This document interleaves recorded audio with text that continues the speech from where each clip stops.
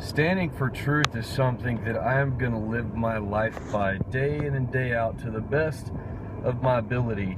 Forgetting every time in the past I've not done this correctly, and forgetting everything I've ever done wrong, and only focusing on the future and moving forward. And the beautiful part about obeying the Word of God.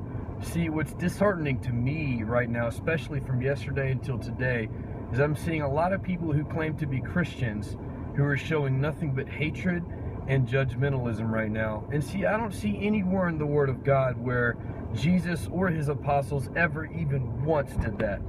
Just let me give you one of the many examples of love that was shown in the Word of God, okay? The example in text that I gave you before about the woman caught in the act of adultery, all of these Christians, all of these Pharisees were going there to say, hey, we need to stone her, the law of Moses. You know, in other words, we see this sin, we see this something we consider wrong, and we just think she needs to die. You know, we're just going to throw stones at her. And then they're asking Jesus, they're like putting Jesus to the test. In other words, nowadays, everyone's putting us to the test, the Christians. What are you going to do? What are you going to do as a Christian during this example right here? Well, a lot of Christians are going to throw stones. A lot of people are going to say, oh, this is wrong, blah, blah, blah, right?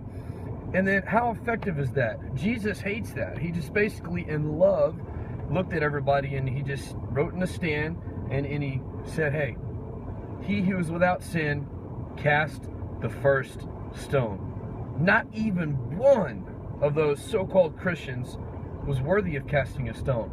So not one of you are worthy of casting the first stone. Yes, at the very end, Jesus did look at the woman in a complete love, no hatred, no judgmentalism, and said, go and sin no more. So anything in the Word of God that's considered a sin, yes, Jesus does not want us to do those things anymore. But let me ask you something. How many sins are you doing today? Are you judging that's a sin? Are you doing something else that's a sin? None of us are perfect, and we have all fallen short of the glory of God. So how in the world are we going to reach people? How in the world are we going to be reached? The simple truth is we have to love, and we have to grow together from obeying the Word of God and loving the hell out of our lives. So I would encourage you to stop being judgmental and showing hatred and begin to show love. All right.